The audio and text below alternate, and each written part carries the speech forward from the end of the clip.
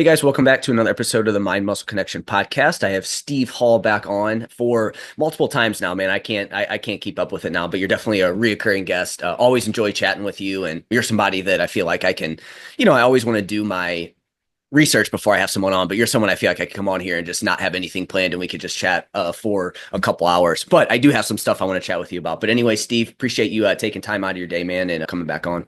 Yes, like I said, Jeff, off air, I think I kind of probably said it on the air too, but I always enjoy chatting with you. I always feel super relaxed and just, I think we think very similarly. And yeah, it's always a fun chat. And I appreciate those podcasts too, as a podcast host, where, yeah, you don't feel as like you haven't got like all this structure and research. I have one coming up actually that I'm going to dive into the question of novelty, because I think people just hear novelty and like, oh yeah, it leads to growth. And actually, you might have seen it, but Dr. Pack and Mike Israel, sorry, I'm going way off. I'm doing a tangent, No, I love it. but Mike and Dr. Pack, they had I think it came out on the RP channel, and they were talking about soreness and novelty. And Pack was like, oh, if I do this, but like playing football, I'm going to get really sore, but I'm not going to grow. And Mike was like, yeah, you will.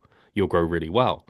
And I heard that, and I'm incredibly skeptical. I'm like, I don't believe that if I go play football tomorrow or go for a run and the next day I'm really sore, I'm growing from that well. Like I don't think that's a smart move at all. I'm not saying Mike necessarily thinks it's a smart move, but he thinks you're growing. So and Pac was like, I don't know about that. So anyway, I want to dig into that question of like, what is novelty? Does it lead to growth? Like where is it in our program? Because that's something just I don't know about you, Jeff, but I hear people say like, yeah, like novelty leads to growth. Like that's why you change variables now and then. It's like, oh, is that why? I don't know. I know Josh Pellman from Data Driven Strength. He's kind of big into novelty as well too. Is that who you're chatting with? Are you chatting with Dr. Mike or No, we actually, it's funny you mentioned Josh because we did a podcast on resensitization okay? on whether or not lower volume periods are required for maximizing muscle growth. And yeah, novelty kind of came up into that discussion as well, because it is like what is novelty? So, well, doing something you're not used to doing. And it's like, well, there can be novel things that you're not used to doing that are hypertrophy specific, and then there could be novelty Right. just for the sake of novelty. So it's yeah, one of those. It'll be an interesting podcast. I'm going to do it with. I'm hoping Eric Trexler. He's moved me around a few times because he's a busy guy, so he's moved me around a few times. But I think Eric is. I don't know why. I just feel like this is a topic Eric's very would be very good at because he seems to come at things with like quite a like I don't know. Not that I think other people are biased, but he seems to come in really well with no preconceived bias, kind of like P ratios. Like that was one of those things that was said, like, the leaner you are to a point, the better partitioning ratio. And he came in and he was like, is that really true? And then just like broke it all down. I was like, yes, Eric, that's awesome.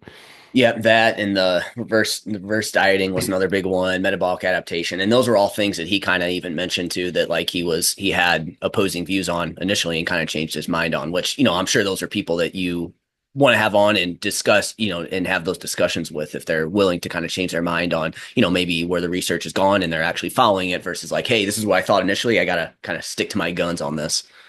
Yeah. Yeah, it's funny. Immediately when you say that, it makes me think of like Milo Wolf with the range of motion research, where it's like he went in with a bias of full ROM. He came out with a bit of a like, oh, actually, seems like partial at long muscle lengths. And now it's like the research is coming out, at least that they've been doing. It's like, is it as impactful as we thought? Oh, I don't know.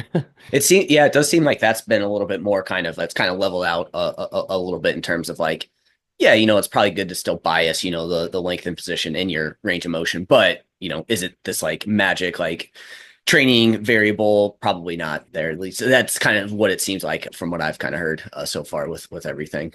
For me, at least, I do know for my calves, it almost was like magic because they Yeah, started growing when they would not grow.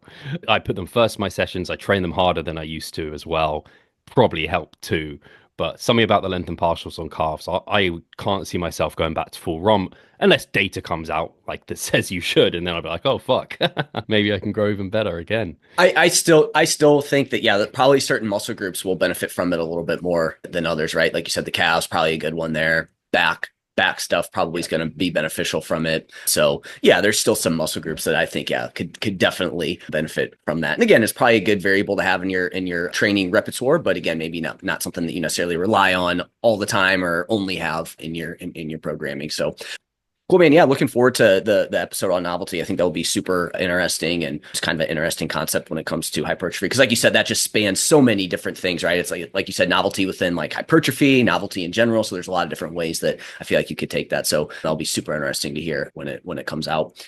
So for you, actually, I didn't do my research on this. The last time we chatted, I think you were like maybe at the beginning stage of prep, maybe like just Okay. ending. So obviously you went through your prep, and as we talked off air, I had thought you already got your pro card, but you just recently got it. So congratulations, man. That's freaking awesome. You know, ton of hard work and consistency that's gone into that. So yeah, that's really cool that you got that. So obviously got that, but yeah, just want to kind of touch base on how prep went, and then I have some specific questions that will come up as you kind of talk about it. For sure. Yeah. Thank you very much. It's still, I mean, it has sunk in, but kind of still hasn't because in the weirdest way, I know someone messaged me who I competed with previously in 2017 and was like, so has the pro card giving you like a renewed motivation and drive and like what have you? And I'm like, actually hasn't changed anything. The analogy I compare it to, and you'll probably relate to this because I think you recently got married, but like you're with your partner, you get married, and now you're a husband, but it hasn't changed Yeah. anything. You still wake up with them the same. It's not like, oh, hi, wife. And I don't know, you like treat each other differently. It's exactly the same. So it's just like, hey, I go to the gym. It's not like, oh, I get to use machines first because I'm a pro, or I don't know. I now I'm buying a higher grade meat because now I'm a pro and I deserve that. It's like, I don't know, it doesn't change anything about my process. I still nail it as ever. And in the same way, another analogy I use is to get a promotion at work, you have to already be doing the next job before you get it. They don't just give you that new job. And you're like, oh, I've never done any of this before. It's like, man, I was doing that for 6 months already. Finally, they gave me the promotion. Same with being pro. You kind of have to behave like a pro and yeah, be working at that level to get the card. Well, most of us.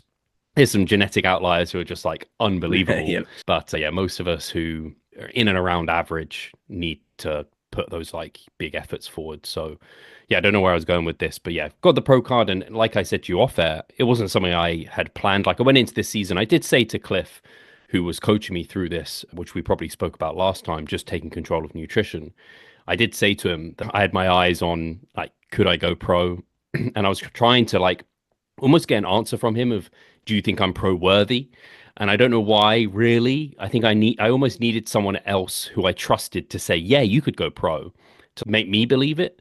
But I was like, what's he going to say? He's just going to say like, yeah, I mean, it depends who turns up. Like all the things I know, like it's out of your control. Just do your best. And that's kind of how I've just always gone about my preps and seasons.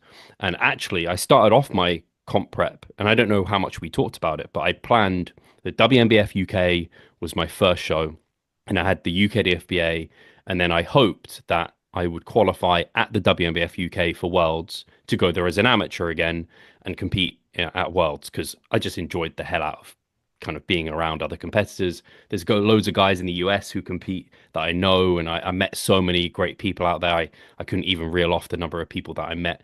Even like Brandon Kempter, for example, from Australia was there, and it's just such a great opportunity to connect with people that I've been able to talk to online and through the podcast.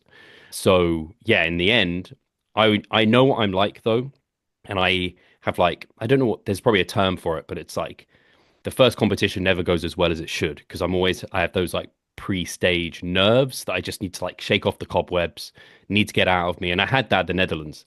The feedback was they were like, you were clearly very nervous, was part of my feedback. And I was like, oh, damn it. I hate that. But for the shows afterwards, I was way better. I didn't have like, I call it quaking quads, where you've just got so much adrenaline and you're so like want to be there that you're like, your muscle contractions are so much that you're like shaking because you just have that adrenaline in you and you can't, you need to be poised and like Jeff Albert's like and just like be calm. So anyway, I was like, oh, there's the Netherlands a bit ahead. And Cliff, when we started, was like, I want you to have all your shows within like 1 to 2 months max. And I was like, this is a bit outside of that. Are we going to be ready in time? And Cliff was like, we can make it work. And so I looked at it. It was either the Netherlands or Ireland that I was between. You'd think Ireland would be easier and better because it's close, but actually, the flight was like an hour to Netherlands, and then literally it was really close to the airport, and it was just everything worked out so nicely. I was just like, I'm going to do the Netherlands. Also, I had a client do that show last year, and he fantastic photos and the lighting was great. And it just looked like a good and competitive show. So I was like, cool, I'm going to do Netherlands. I've never been there before. So kind of just did it as like I don't want to, I could call it a warm-up show. It kind of was. It was serving the purpose to warm me up for the UK. And when we got there, I remember talking to the show promoter and she was like, hey, we've actually got big enough classes in the bodybuilding so that we could theoretically give a pro card out to the lightweight, to the middleweight, and the heavyweight. Because in the UK, WNBF, sorry, not the UK, in the WNBF, if you've got 8 in the class at least, and you win that, you could be given a pro card if they think you're pro worthy. This is something Eric Helms had trouble with when he was trying to get his pro card, where he won, but there was like, I don't know, there's less than 8 in his class, so he just wasn't given the card. So yeah, that was like the first I'd really thought about a pro card, where I was like, oh wow, like I did the polygraph, and they're like, yeah, they told me then. So that was the day before, and I was like, oh, okay. And then yeah, did the Netherlands, came off stage, and I didn't know how I'd placed at that point. I knew I was like in the mix in the middle, but they didn't like have first call outs or anything. They had all 8 of us, I think, pulled out. So I just knew I was in the mix, and there was some other good guys there. I remember asking Mike Chalice, like, what do you think I was like? Where do you think I was? He was like, it was hard to tell.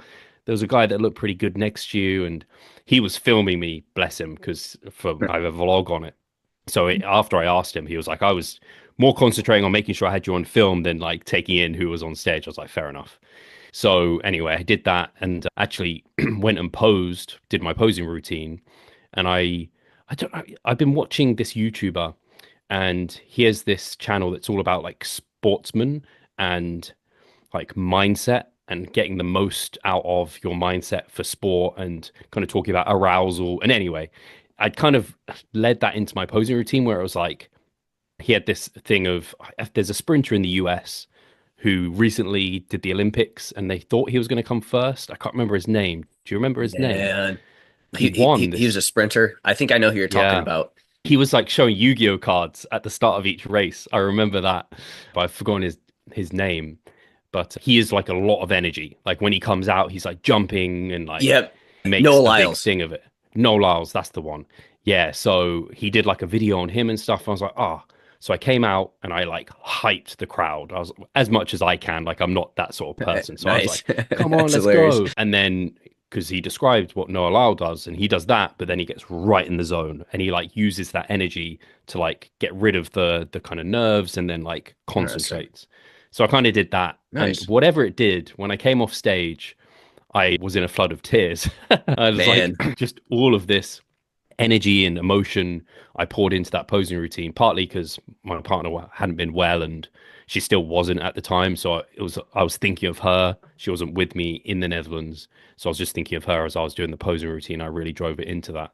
And yeah, I came off stage and it just, people were like, I think you did pretty well. Like, why are you crying? Like, I think you're all right. And I was like, no, no, no, I'm fine. It's just, I just had it all Emotions. there. Yeah, emotions. So then obviously I won my class. I didn't know I'd gone pro at this point, but they did the awards and I'd won my class.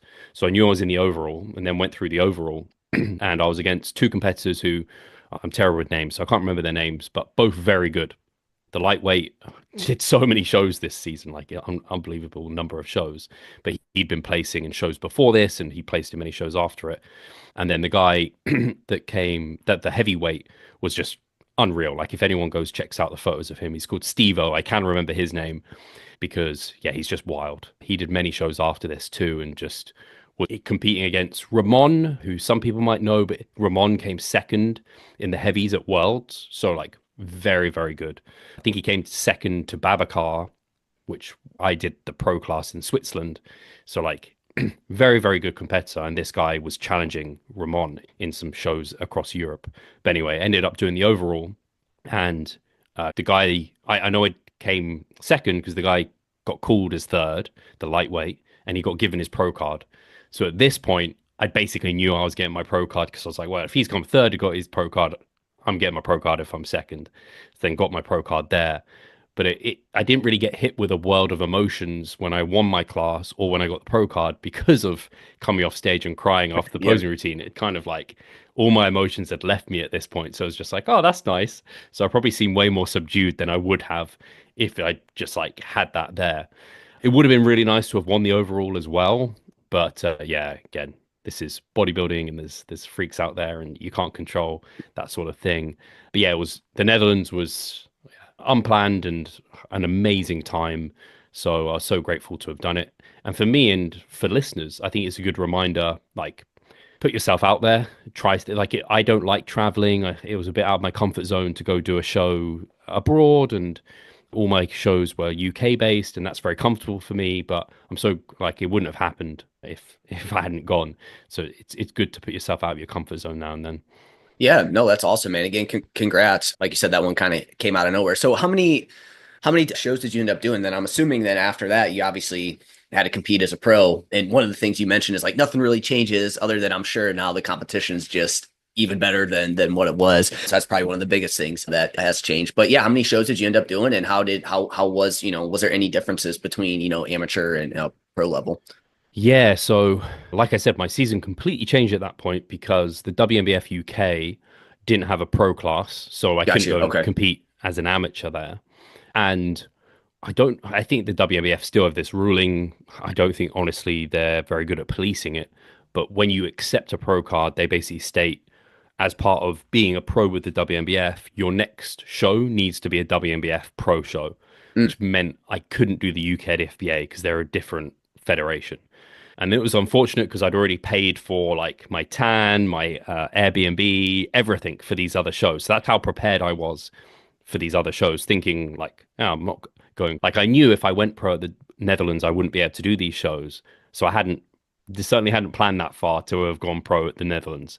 So that kind of threw my season. I didn't actually compete in the UK at all, Mm. which is kind of sad because partly because there's a great photographer in the UK. Shout out to Fivos. He just gets like the best shots you could ever believe. There's like a famous shot of Jay Cutler doing a quad stomp, and that's Fivos who took that photo. So he's very good. And I'm some of the photos I got from some of the stages, I'm like, oh man, you really didn't kind of get me at my best. And to know the angle's a bit weird, but anyway, that is what it is. So I basically got convinced to do the Switzerland show because, again, the show promoter of the Netherlands was just bigging it up to me. She was like, "It's really picturesque. It's a great show. It's been running for a very long time. It was like its 25th year anniversary." So I was like, "Cool, I'll do the Swiss show." And like looking at flights and everything, it was very simple, like a 2 hour flight maybe, and got some accommodation out there, and it did look beautiful. So ended up doing that maybe a month later. I think it was about a month that I had before that. And that was just a pro open class. So there's no weight, no height categories, nothing. So I was up against, like I said, Babacar, who, if people don't know, he won WNBF Worlds in the end. And he'd come back from being an IFBB pro. So he went pro as a natural within classic IFBB.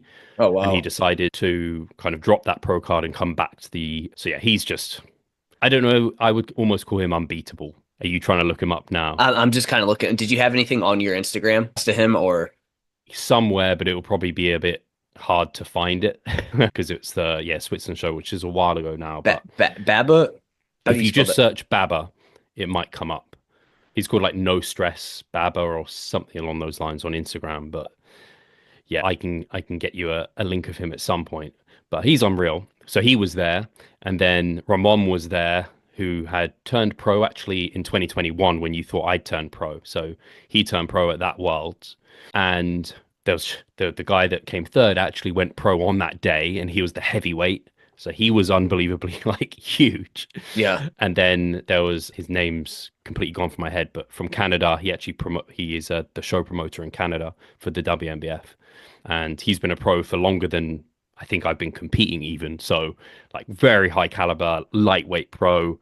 And then the guy actually that came just ahead of me, again, I'm not going to try and pronounce his name.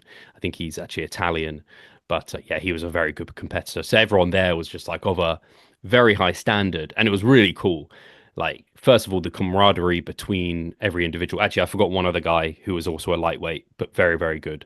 Everyone who was at that Swiss show placed in the top five at Worlds, apart from the guy that came second last, where I came last in that. So everyone was like a crazy, crazy high standard. But yeah, so I kind of, in a sense, got put into the deep end, but that's all right. I don't mind. It is what it is. I keep saying it's like playing on hard mode with a game. Like you play the game and you're on easy mode, and then you change it to like hard mode. It's like, right, now this is new competition. It's going to take me a few goes to kind of make through every level. And where I was at the bottom of the pack when I first started in 2014 as a novice, placing or not even placing in any novice shows, to slowly placing in top threes, to then winning some shows, getting to British finals, getting to worlds. I'm just, again, trying to climb my way through Yeah. the pro ranks now. So it's fun. It's like another challenge, to be honest with you. Yeah. So I'm really hyped for it. A lot of people, I think, I was thinking this, if you went pro in your first season and then immediately you came last in your first pro show, you might give up because you're just Yep. like, fuck this. Like you've had the best of feelings, and then you've had the worst of the worst. Whereas I've always just been like very slowly creeping up, never really having any expectations. And so kind of coming last in that show, I was just like, cool, I got to step on stage with Babacar. Yeah, it sucked in the moment. You're competitive, right? You never want to come last. But I was just like, hey, I'll take it on the chin. Into worlds we go. I think we can bring a better physique. But yeah, so that was the first pro show I did, was the Switzerland show. Did you manage to find Babacar? I never found him yet. I'm How gonna do you find spell him that? for you. Just do you know how to spell it, Bob? How would? Let me find it very quick because he's called like Nian Babacar. Yeah, so have you got, are you looking it up? Well, I tried to look at. I spelled it BABA. I don't know if that's how I should spell it. Yeah, but I'll comment in here so you have it. Babacar bodybuilder. Maybe I found it. Okay, there you go. So you just dropped it in there. You'll just bring it up and you'll be like, oh There my we go. All God. right, Babacar, got you. Okay, Super nice yeah, guy. that's insane. Jeez, Like he's wow, just like got no waist, bubbly muscles, shredded. Just yeah, that is yeah. insane. Wow. Yeah, well, I mean, basically, I figured, once you go from the amateur to the pro, it's like you said, you kind of just get thrown into the fire. My very, very limited bodybuilding experience, I know for sure that like experience is key, right? Because like the first time I did it versus the second time, it was a lot different. So I can only imagine, again, same thing here where it's like, yeah, again, you got thrown into the fire, but you at least got your feet wet and got some experience with it. And I feel like that's gonna, carry you forward next time, right? You're not because now, if you didn't do that, then your first show next time around, that would you basically probably be in the same spot there. So you at least get that experience. And yeah, man, that's really cool. So you ended up doing two shows then altogether? No, so I did one more after this. I One more. did Okay. WNBF Worlds. So that was the Okay. goal, to get to Worlds. I didn't have the goal of getting there as a pro. So doing that was like, just Yeah. to say it still sounds ridiculous. Like, because I I don't know. I think it's a little bit different to the Olympia. I think you have to earn a certain amount of points to get to the Olympia to as a pro. So you can't just, but as a WNBF pro, you just have to do a pro show, and it doesn't Gotcha. matter where you place. You get to that, gives you a license to go to Worlds. So yeah, I ended up going to Worlds in Boston, and there was, it's kind of frustrating for me because they have weight classes in the amateur ranks, and you know what they are. So there's like lightweights, middleweights, heavyweights, that there's sometimes like super heavyweights or bantams and things like this, depending on the numbers. But you know the class range of where you need your weight to be in a certain weight class. But for the pros, they don't tell you them ahead of time. They kind of work out, okay, where's everyone, how many people have we got where, and let's evenly split them up. So me and Cliff went into it thinking, to be as competitive as possible is better to be a heavy, like lightweight, than it is to be like a light middleweight, for example. So we were like, right, let's deplete down, get you nice and light, and then do a rapid backload, which was obviously Cliff's kind of peaking, or his famous peaking approach. And so that's what we did. But it was painful because we'd already concluded at this point that dieting further wasn't bringing the result we wanted, as in the kind of ratio to fullness and muscle that we were losing to body fat and condition we were gaining was out of favor. We were getting more lines and condition, but for the sacrifice of a lot of fullness. And I can't quite believe that when I weighed in for Worlds, they would do weigh-ins the day before, or 2 days before, I think even it was. But anyway, it was beforehand, so we had enough time to rapid backload and get carbs in. And yeah, I was 160 pounds, I believe, which I've not weighed that little maybe for a decade. I think I don't even know if I touched that in my first season. So to see myself at that weight and to see myself that drawn and depleted, I was feeling pretty, I felt terrible, first of all, but I felt pretty bad about my physique, especially because I don't have this Babacar structure of tiny waist, broad shoulders. So I need every bit of muscle on me to kind of give the illusion that I have great structure. So we started actually, we kind of did almost just a backload because we started bringing carbs in before the day before. A rapid backload is just the day before carbing up, but we started carbing up the evening of the day before, if that makes sense. So it's a Sunday show. We'd normally just do a rapid backload Saturday, but it was Friday. And so we're like, we already need to start get you fuller. So we started carbing up on the Friday and then continued through. So anyway, that's kind of what we ended up doing. Unfortunately, when the weights came, it was clear I didn't need to deplete for it. I could have done a different peak approach that brought about more fullness, less dieting, overall probably a better look because I easily made the weight that I was in. So it was like lightweight two I was in at the time. They basically had bantams, lightweights, middleweights, heavyweights, but they called the bantams lightweight one and the middleweights kind of lightweight two, or the lightweights lightweight two. Anyway, all that said, we ended up depleting. Probably not the best idea given I made the weight quite easily, but these are the kind of risks that you take when you're kind of playing with that sort of game. Ideally, I'd know the weight cap and the weight caps ahead of time. They do know that for like again the amateurs, but also the IFBB. Like they have weight caps ahead of time. They know what they're playing with. So Cliff was also frustrated because he was like, "Man, we didn't need to deplete that hard."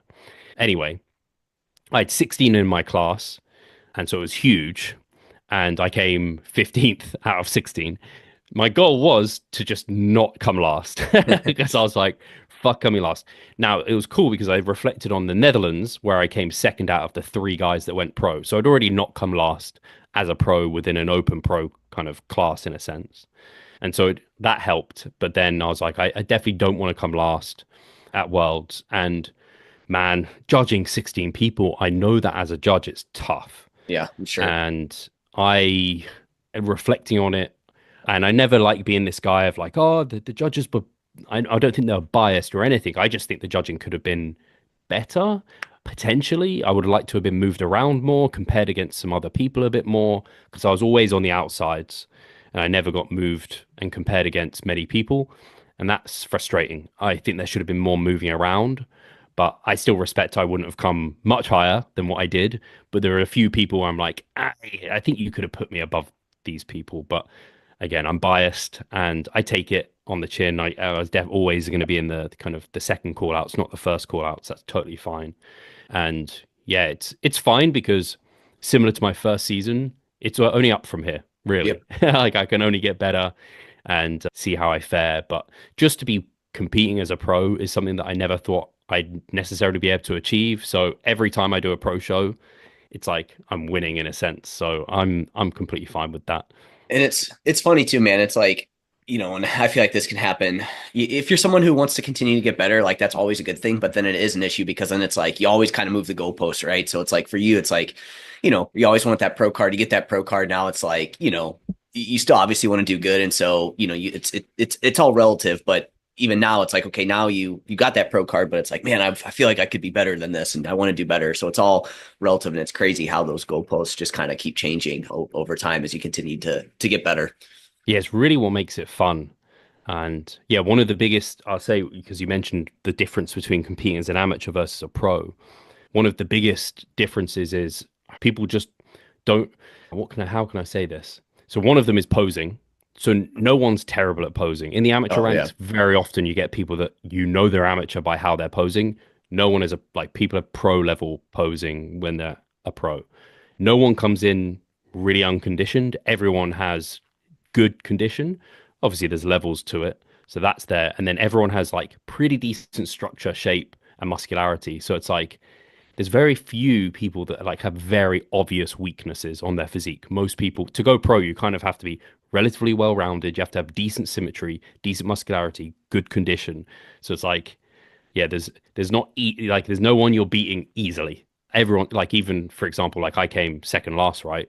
But even when you put me against some people, like I can still push the people that are coming first. If they're off, even Yeah. I can challenge them. So like no one is off. Everyone's pretty damn hot. But it goes to show how close it can be too, because I know, for example, James Med, I think his name is, or rather his, if I pronounce his last name right, he's from Ireland and he beat Dirk in the German Wow. show. And then Dirk came second and James didn't, I think, even place in the top five at Worlds. And this is weeks difference. So you can just see That's like crazy. it's so easy, it's so close at that level where people are, and there's so many variables at play. And it's kind of similar to like the Olympics and sprinters. It could be milliseconds between different individuals that count. So I think that that's like every little thing counts now at this level where like if your tan is off, like James, I know, for example, did his own tan, I think, and it was a bit off and it didn't look great under those lights. And it's like, man, even that can really play a role. Yeah, all the kind of cliches are true, right? It's like, when you're maybe an amateur or whatever, it's like you don't necessarily need to focus on all those little small details, but as you become a pro, it's like those little things do start to really add up, and that little tiny difference of an hour of sleep could really make a big difference, right? So you really do have to kind of cross your T's and dot your I's with this. So to kind of go back to one thing you said, it's kind of interesting. I think this will just be interesting for people. So for you, it was kind of that trade off of like, you maybe felt like, you wanted to maybe push the conditioning, get a little bit leaner, but the trade off of that was potentially like losing some kind of muscle size. So you guys kind of had to figure out what that kind of happy medium was there with that. Is that something that you think, having kind of Cliff there with you helped you with that? Or was that something that you think that, didn't make a difference there overall with that? Yeah, it's a great question because this is one of the main reasons I wanted a coach this year. Because last year I got to this point where I was like, I'm pretty freaking lean, but there is the chance that I could get a bit more condition. I dieted and it just seemingly wasn't coming. So then I ended up being like, right, it's clearly not coming. Let's start feeding up to play with. Maybe I'll lose some like water retention through stress and that will show more condition. Maybe I'll get some more fullness in my physique, regain some muscle tissue, and do this almost metabolic building phase, you could term it, as per like Dr. Joe. So I ended up doing that and it worked really well and it was good. But I was always like, was I just pussying out for lack of a better term? Like, was I Yeah. just trying to find the easiest path? Or was I actually being logical and being like, oh, no, you do respond well to this sort of thing? And so, yeah, with Cliff, he pushed me and he was like, no, like there's more condition. Let's keep pushing. And we got that condition, but for the cost of much more fullness and muscle to the point where it just wasn't worth it. And Cliff kind of termed this your like genetic cap for fat loss, where he's seen it with a lot of athletes, where when you're getting down to essential levels of body fat, if you keep pushing, they just start losing size and it's just not worth it. And then you have to catch it as soon as you can. So then you can start hopefully feeding up and bring that fullness back and maintain that condition. We didn't really get a chance to do that, which is unfortunate. But now I know for next time, and also maybe to get some of that condition in those areas, I need a bit more muscle size potentially. It's weird. It's a weird one for me, Jeff, because area everyone thinks of for condition is glutes. They think of someone like a Dirk with his striated glutes through deep. And I get them very deep from the sides, but from the rear, like I get like one very obvious line, and then the rest is kind of like if you get me in the right lighting, you can see it, but nah, it's not quite there. But I have a big ass basically. Like it's a well-developed muscle. So I'm like, what is it? Like it's just that's my stubborn area for body fat or what have you. Building more muscle there, is that really going to be the thing that helps? But I'm doing a bit of glute isolation work that I've never done before, I and I'm saw going to that. do it in Yep. my off season, and I'm going to see if it reaps the reward that we want, and we'll just have to see. So, yeah, it's one of those. So it was really gutting when I first flagged it up to Cliff, and I was like, "Are we seeing what we want?" And then he said to me, "Man, not really." And I was just like, "Fuck." I worked because the hard thing is it's one thing not pushing there and then eating up. Like there's nothing lost. But if you push there and you just look worse, I had to try so hard to get that lean. And it was horrible. I've never pushed this hard in a prep. I always push pretty hard, but I've never felt this degree of cold, fatigue, moodiness. Yeah, just no drive for life. Like it was, yeah, the worst I've ever felt in a prep. And I never want to have to go there. I don't think I need to go there again, hopefully in future. And Off that, what makes you say you hope you won't like? Is it just going to be the methods that you guys like how you get there? Like, is that going to be something that you guys kind of change or? yeah, I just hope that it becomes a bit clearer when I'm pushing into territory I shouldn't be pushing. Mm, That, but also hopefully some more time building more muscle will lead to getting that condition and a bit easier. Because if that muscle's bigger, it should theoretically push against the skin a bit more. And even if you've got the I same see. level Yeah. of body fat, it kind of shows itself a bit more clearer. Like if you have, I don't know, you can be 10% body fat, but if you have no ab development, you're going to look like you have no abs. Whereas, I don't know, I can be like close to 20% body fat and still look like I've got abs because they're kind of quite well developed. Yeah. So again, it kind of comes back to this concept of, obviously, like if you want to get super lean, it's like, and you don't have any muscle, it's like you're always going to kind of want to continue to dig. Whereas like having a little bit more muscle can definitely be something that helps you maybe push a little bit more. So for you, that's obviously the goal is putting on some more size, I'm sure. And then that should be able to help you kind of get to that next kind of level of conditioning and hopefully not lose, any size on the way there. Do that. Yeah, yeah, that's exactly it. And there's a lot of guys like Niam Babakar where for him to get completely shredded, he can afford to lose muscle because he's got Yeah. so much of it. But I can't because I Yeah. haven't got that much of it. So if you have a bit more of that, you probably can afford to push a bit deeper too. That's something I noticed with my chest. It comes in quick. It gets striated as lines through it, where then my legs are still like a bit fat. And the problem is when I continue to diet, I keep losing from my chest, even though there's nothing to come off. So my chest gets so flat, which is why it's actually become a priority in my off season to build it up bigger so that it can Gotcha. kind of hold a bit better, which seems kind of strange. But again, this is like the very specific parts of bodybuilding that's very specific to getting to stage levels of leanness. So yeah, having a bigger chest might not look like something in my off season I need to worry about, but because it gets so lean so soon, having a bigger chest affords me to lose a bit more off it without it looking completely tiny, whilst I bring in other areas. So essentially, like this, you kind of take this data and then now you have it, and then in the off season you can kind of work on those things, and then the goal I'm sure would be like, okay, hey, here's kind of how my body responds when I start to get super lean. So then that way you can kind of work around that and continue to kind of push it a little bit more each time, right? Is that kind of what you guys are? Sounds like kind of what you're planning on doing That's there. my plan. Yeah, I'm not working with Cliff anymore. Just for off season, it's just I don't get the value from it, and so I just yeah wanted to kind of take the reins Of myself. course. For prep, I definitely want a coach. And yeah, I'm undecided if I'll work with Cliff again or if I have a different coach. There's nothing against Cliff. I think we did a great job and I really enjoyed it.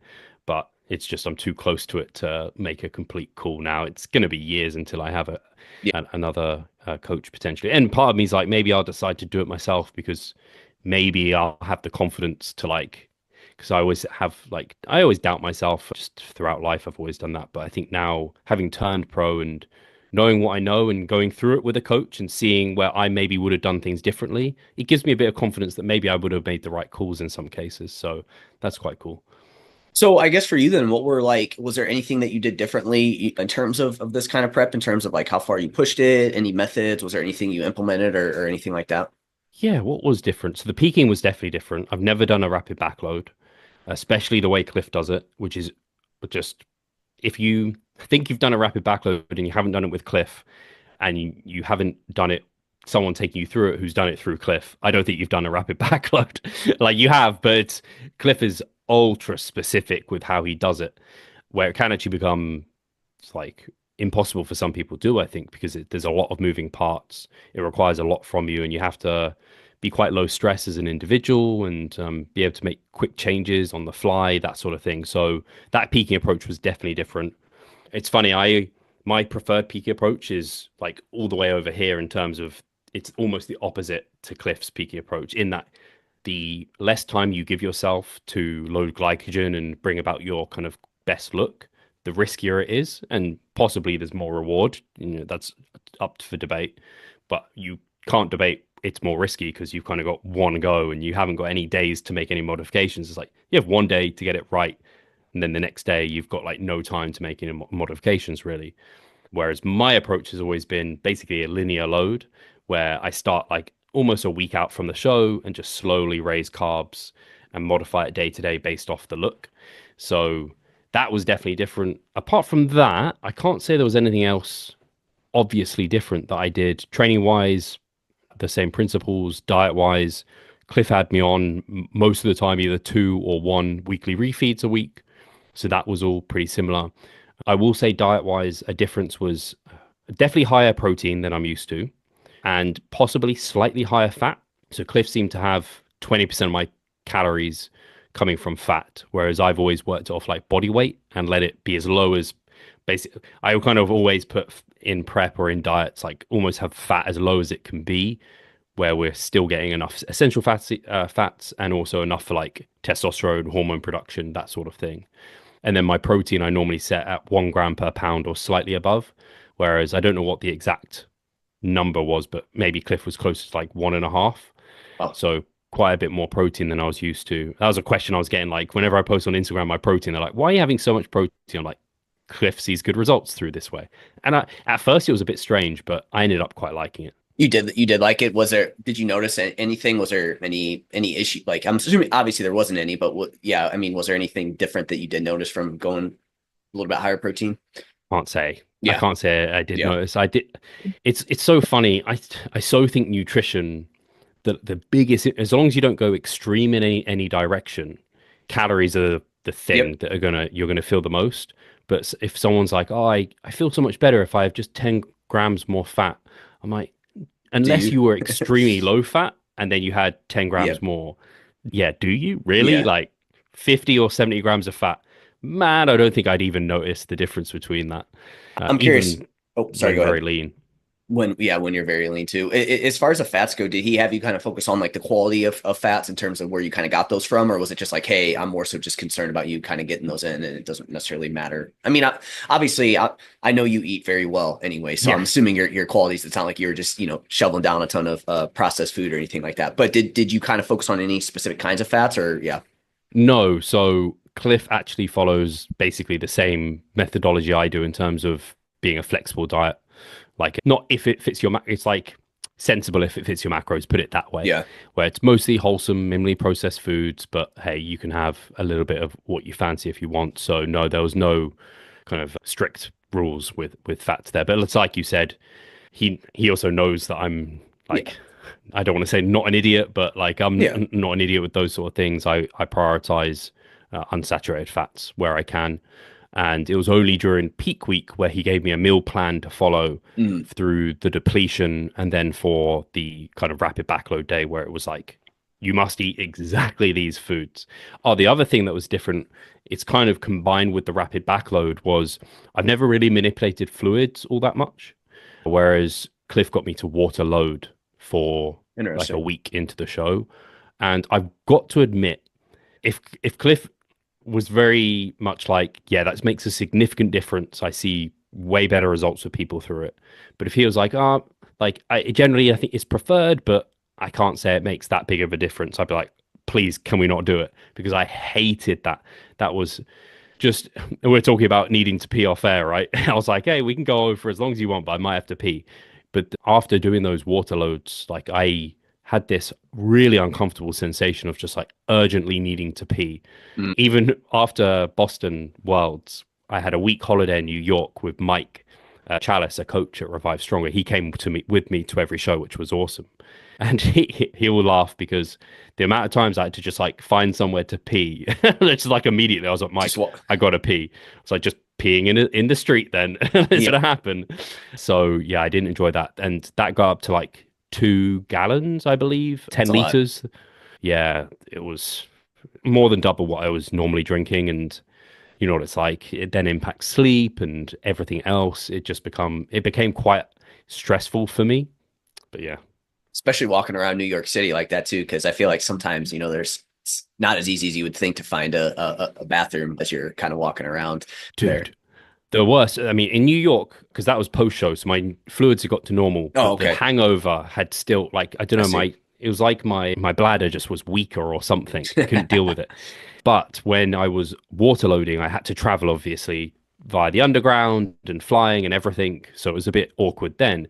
But I had to go on the underground and there's no toilets on these trains on the underground. And it was like over an hour on this. And I was like busting. So I had to actually, my stop was like further down, but I had to get out and go up and out of the whole train station and go pee by a bin That's and funny. then get back down under. I was like, it was so stressful. I was contemplating like peeing in the corner on the train. I was like, you can't do that. You're gonna get arrested. Yeah, you get in trouble for that. Yep. Yeah. Or end up on social media or something like that.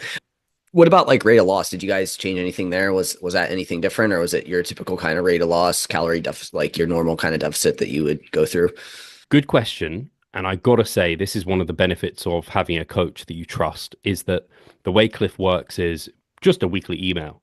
So that's all it was. And I just gave him my body weight for that day and then told him if there was anything that I felt like I needed to tell him. And then he'd tell me my macros.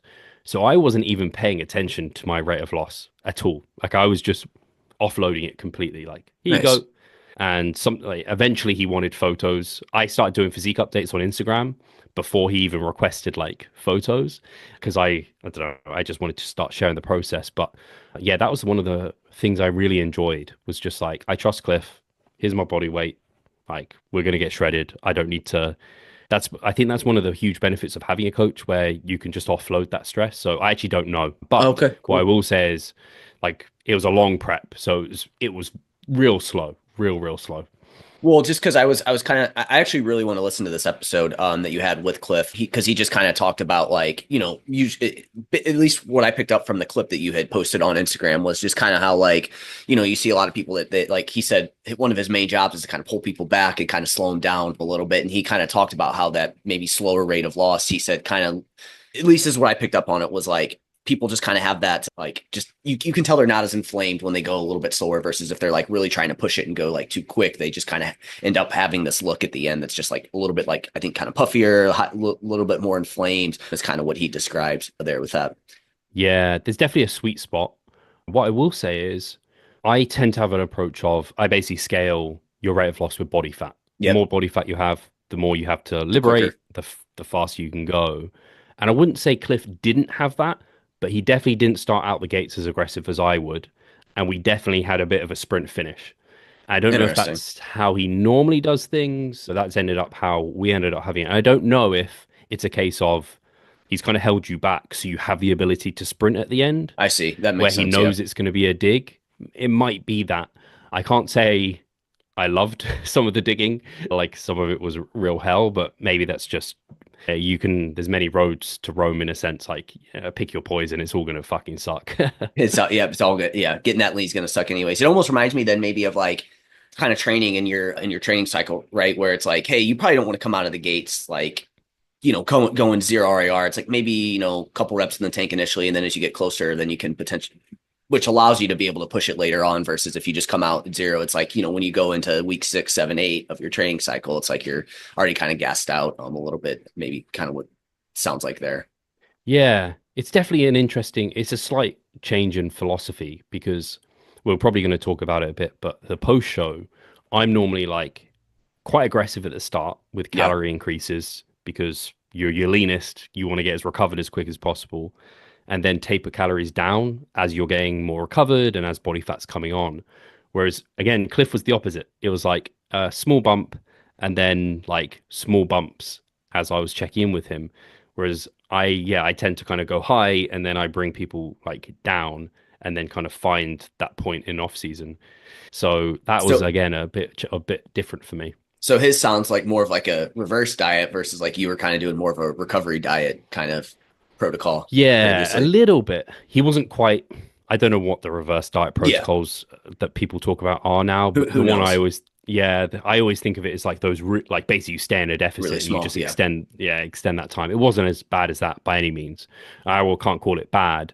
It was just like a mild surplus versus like a large surplus to start Gotcha. with. It was like just slowly bumping me up, which, I mean, it worked. Again, it's just different.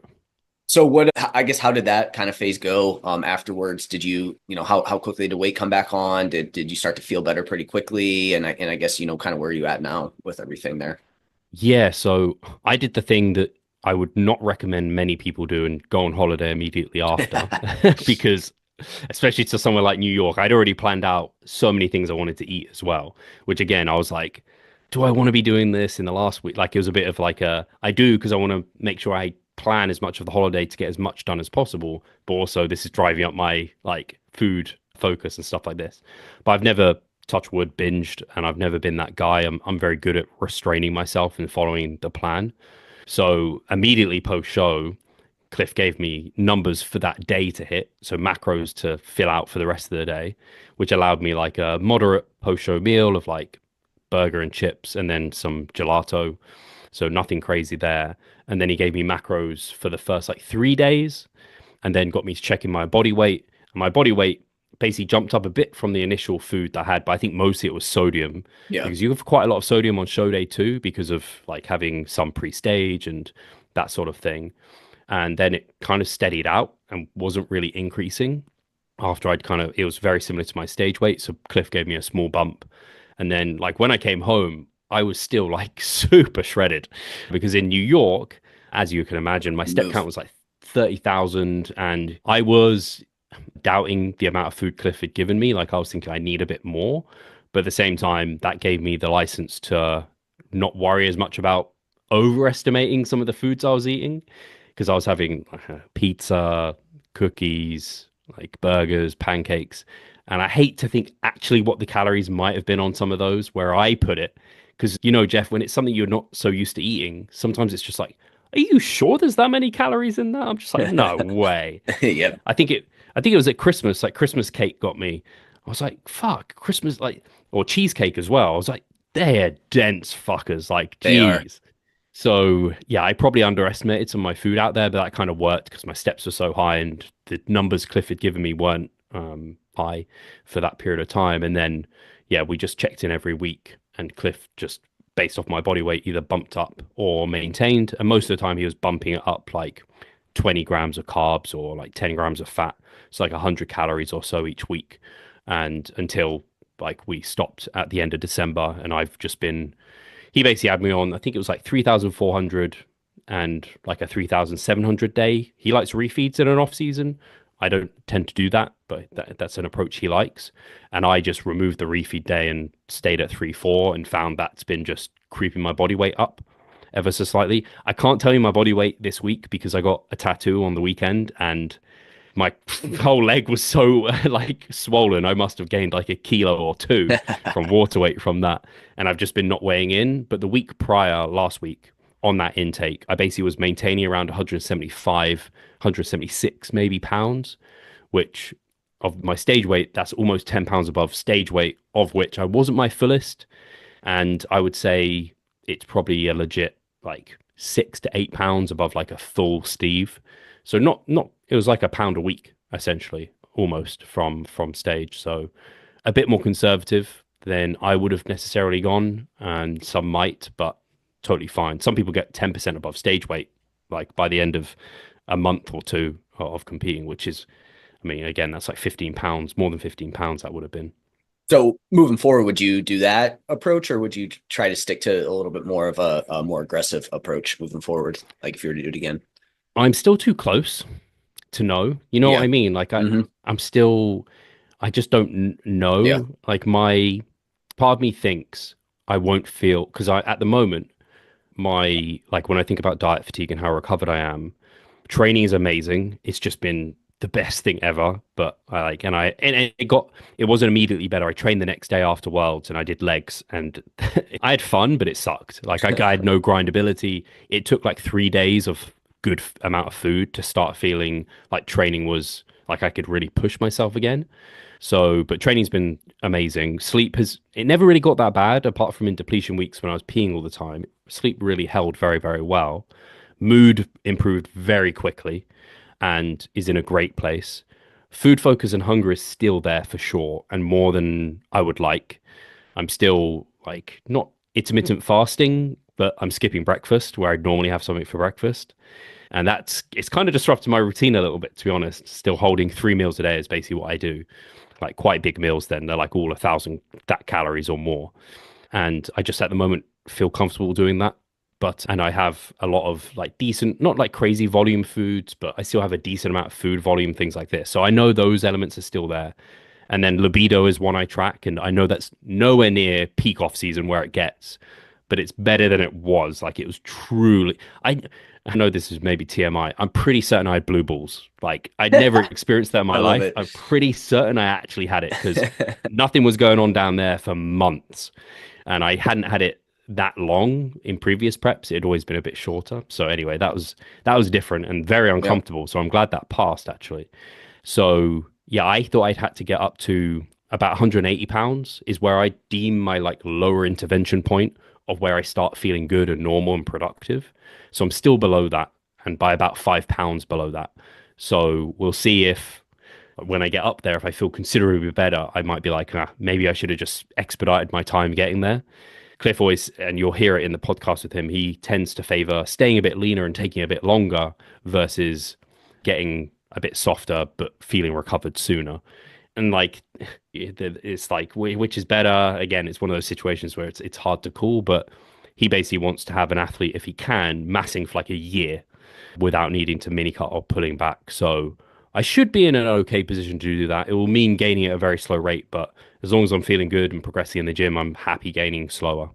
Yeah, no, that's yeah. So you're said sitting around like 175 ish, somewhere in between there. I'm curious on the intermittent fasting. Is that just a way to kind of help you make sure that you don't like overconsume and like eat extra calories, or is that just what? Yeah, Couple of things. So one was I had it in prep where I got was you. just trying to feel satiated and I was fine. I basically can caffeine fast, I'll call it in the morning, where I have a monster and then I have a half calf coffee and that can buy me like 4 hours of satiety. The other thing I found beneficial with that is it just allows me to get on with I do my client check-ins first thing. So it really allows me focus time where I'm not having to think about eating and I can be very productive.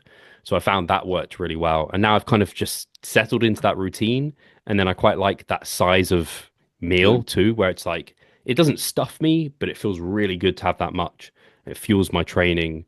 So, and also from like a optimality standpoint, I'm less convinced that like 3 versus 4 protein servings or really making sure to have one early in the day. So you front end your day and back end your day. I'm not so sure that that's really going to provide tangible benefit. So I'm like, hey, this suits my preferences right now. But I do want to get back to 4 meals a day because it's just something I like about that. And I know, as you know, Jeff, my appetite starts being terrible. So I'm quite still enjoying food, to be honest. But I did expect it maybe to my hunger to drop off a bit more than it has. Yeah. Interesting. Yeah, no, I mean that's cool. I like you said, you're not overly concerned about like you said, three going from 3 to 4 protein servings a day. Again, is that really going to make that big of a difference? And I agree. It just seems like in the research that total protein intake really is the biggest thing. And if you can get it in like a minimum of 3, you're probably pretty much hitting everything that you need to there with that. And then now it's just, you kind of settle into a good routine here. And, that is one of the benefits of, I feel like fasting like that, or where you shorten your window of eating, is you can eat a little bit more at each meal, which again, some people like that, some people don't, some people do. And again, it just kind of comes down to that preference there. So cool, man. So in terms of the off season, I mean, what are we looking at here? I know you said you added in some direct glute work, which is interesting. I saw you doing the hip thrust machine. But yeah, what I does that look hate like? it. Yeah. What is the off? Where are you trying to get to? Or are you just going to kind of play it by ear, or what? Yeah, what's that? This kind of look like? Yeah, so actually I have let me see if I can get it. So I have like a rough plan. Let's find it. Where did I put it? So yeah, my split at the moment is the same as what it was at the end of prep. I was doing an upper lower split for the longest time. So 6 days a week, upper lower, upper lower, upper lower. But my volume was at a point where it just didn't demand that level of frequency, especially for legs. And I also like I just got to the point where I was like, man, I have to train legs again and I was just not enjoying that. So I scaled frequency back for the big muscle groups. So I'm on a legs push pull split to prioritize legs at the start of the week, then push musculature, and then my back is the area that probably needs to come up the least out of those kind of main muscle groups.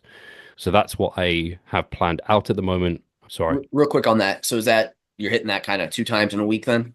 Yes. 6 8. Okay, gotcha.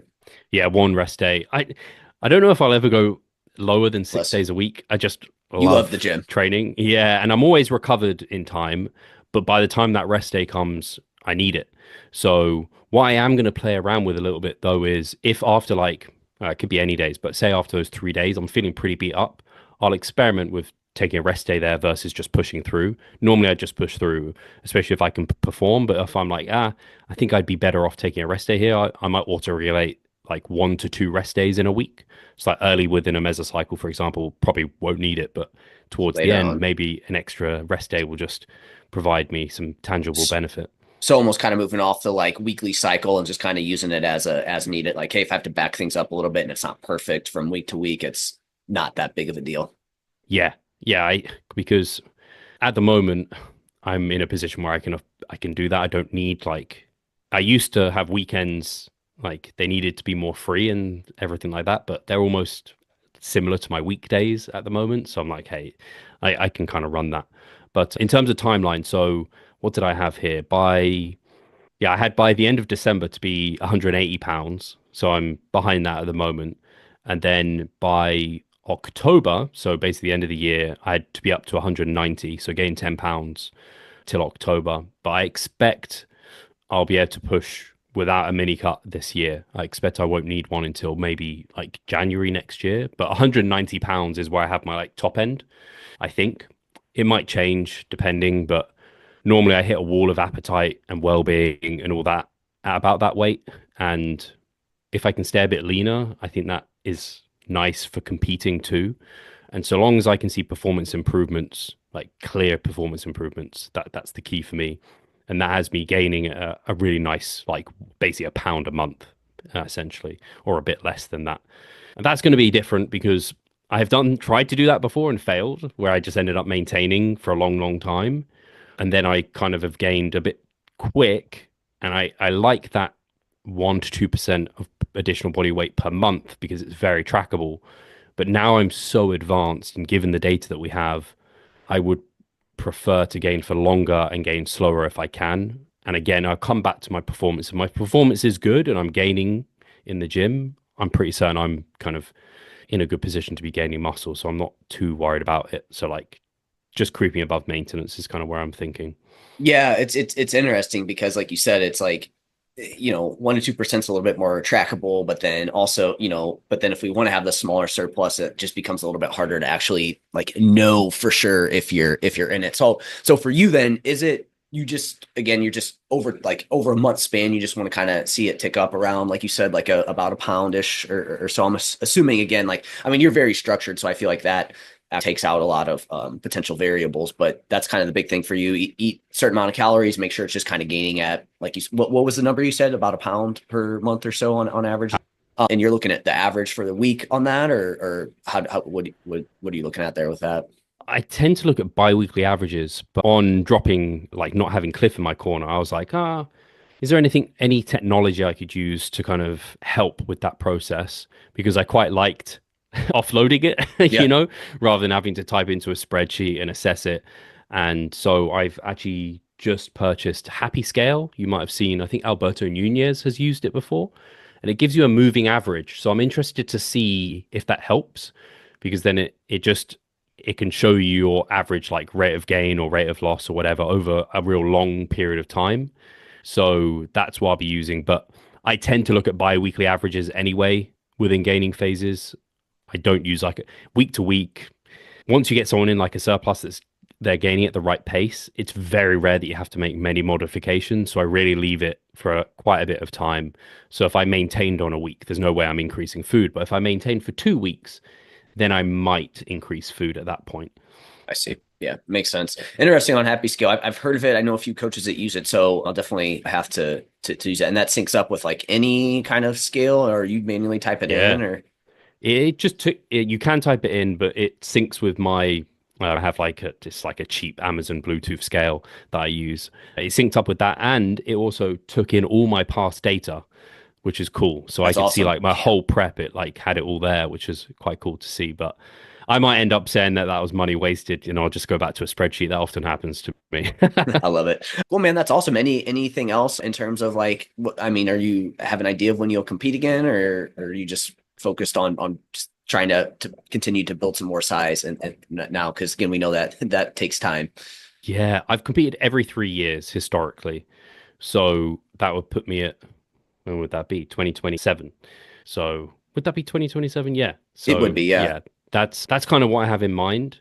If anything, I would say sooner rather than later. So it will either be 2027 or 2026. Won't be this year for sure. But yeah, 2027 it seems like a good amount of time to again have made some real progress. But I'm kind of excited to get going again. And especially given where I placed as a pro, I kind of want to prove myself a little bit as a pro now. And like, I want to get back in the thick of it and do more pro shows. So there's loads of like pro shows around Europe, and the only downside is it's a lot of traveling and it's like that's a expensive first of all, but also exciting. It kind of gives you an excuse. I've never been to Switzerland, never been to the Netherlands, so it's Yeah. like an excuse to travel. Go. Yeah. Yeah. When you said Switzerland, I automatically was like, man, that sounds so freaking awesome. And you said it was beautiful. So yeah, it'd be awesome to get there. I've actually never been to Europe. That would be something I would definitely want to Oh do at wow. some point. Yeah. Yeah, no, that makes sense. And so I guess then, just going to kind of play it by ear. It sounds like you said you already kind of have an itch, which I'm sure you do as becoming a pro. It's like you said, now you want to dive into those and continue to place better. But, I guess along that kind of time, you'll obviously be mostly in a surplus. But I'm assuming, if you push out to like, say, 2027-ish, I'm assuming there will probably be at least one or two deficits in there at some point. Yeah, like I said, probably start of 2026 there'll be one, and then I imagine towards the end of 2026 there'll be like a pre-prep diet, Yep. and then it will be starting prep. I don't know, March time or something like that. I imagine would be a timeline that would make sense. It sounds so far away, but man, it comes so quick because Oh, when you said you do every 3 years, I was like, okay, so the last time when you came over to the States for the Worlds, that was like 2021 then when you did that? yeah. Man, that's freaking crazy. That's insane. It seems like that was like 2 years ago or a year ago. It That's what I doesn't was seem like it like. was that long ago. Is my mathing 2027 in my head sounds really soon, but I'm like 3 years. Oh my God. Like, yeah, it just feels like it's come so fast. The only other thing I was thinking about, Jeff, is when you turn 40, you can be a master's. And I kind of want to get like a couple of pro seasons under my belt before I'm not that you Masters. have to compete as a masters. Like Jeff Alberts, for example, in his 50s, competed within the open pro ranks, did really well. So you can clearly do that. But something about it is like, if I can get a bit more under my belt as a like legit non-masters competitor, that'd be quite nice. How old are you now, Steve? 35 this year. Okay, got you. So you got at least 2 seasons, 1 to 2 seasons under your belt before them. But like you said, you can still compete in the open if you want to anyway. So Yeah.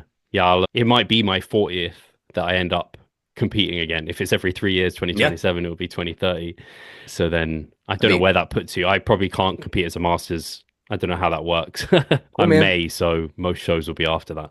Yeah, no, that's awesome. Anything else that you have like planned or anything like that, like from your training or nutrition or anything like that, or I guess just in general, anything else coming out with you or anything? The only thing I guess I can shout out is I don't know if it was happening last time. Did I talk about the physique course that I did with JPS Yeah, Kempter? you may have briefly kind of mentioned it. Yeah, so that's launched now. Awesome, Actually, I was blown away by the amount of sales that came through on that. It was really excellent to see the uptake of it. awesome, So I'm really happy about that. And yeah, that was with Eric Helms and the JPS crew, and then Brandon Kempter, who's like a wizard comp prep coach from Australia. So it's super awesome to be part of that, and that sold really well. So people are enjoying that course, and if people are interested in learning about anything that we mentioned here, like the recovery diet, reverse diet, like peak week approaches, like speed of rate of loss, everything's covered in this course, like front to end of prep. So yeah, I couldn't say it's And where can people find that at? so let me actually, so it's the JPS. Oh, because I was looking They and j- couldn't, I didn't, maybe I just was looking at the wrong thing.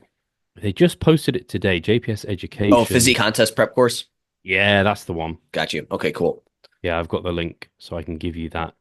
I should have reshared it, but I haven't reshared it yet because Instagram doesn't like you resharing, or people don't like you resharing things. It hurts your reach, and then yeah, Yeah, you I know, know. And I think about all these things too much.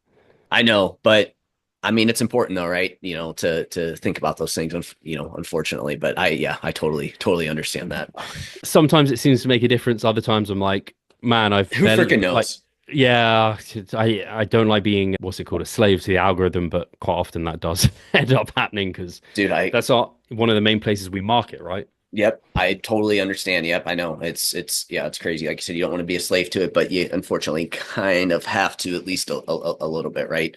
But hey, the goal is to not have to ever be that, but to get there. Yeah, it's a big discussion actually that I've had on the podcast. You may have had on yours as well. Is that like science-based communicators using some of the tactics of like some of the marketers and social media to grab people's attention, and it just it doesn't jive with me at all. Like when you try and use some of those tactics, but I get it. It builds awareness of the science, but it just feels wrong.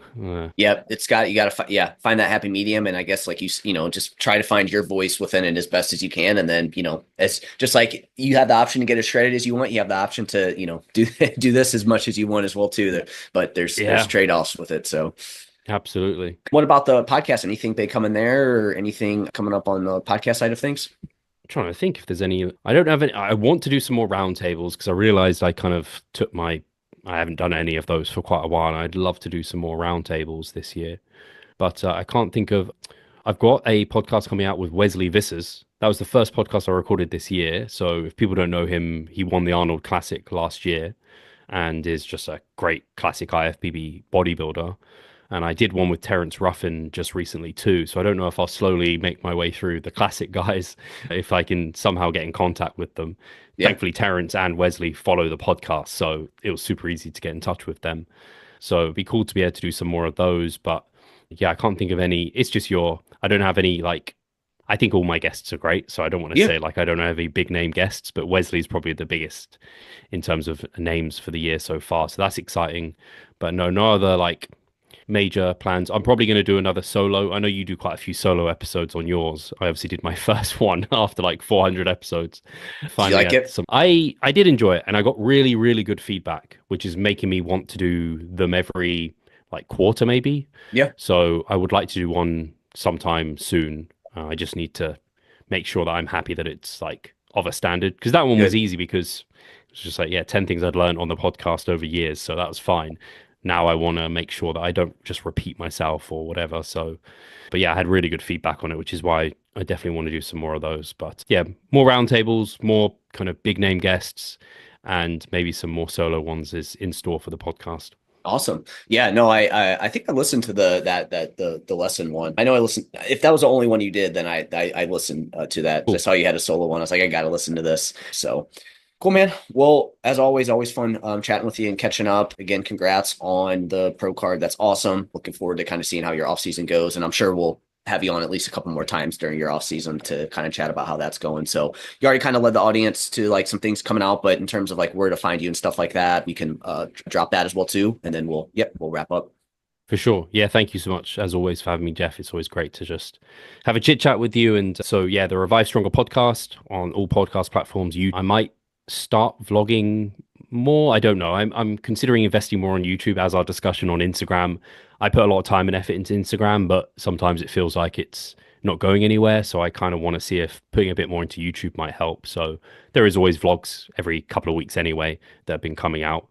And then Instagram is Revive Stronger. That is where I put most of my time, but like I could put even more time in, but I'm like, it just hurts you when you put in too much. So like, let's pull back and put that somewhere else. So I'm kind of Yep. excited for that. And then revivestronger.com is the website where they can find coaching and everything like that. Well, man, again, really appreciate your time and enjoy talking to you, and we'll chat with you next time. Cheers.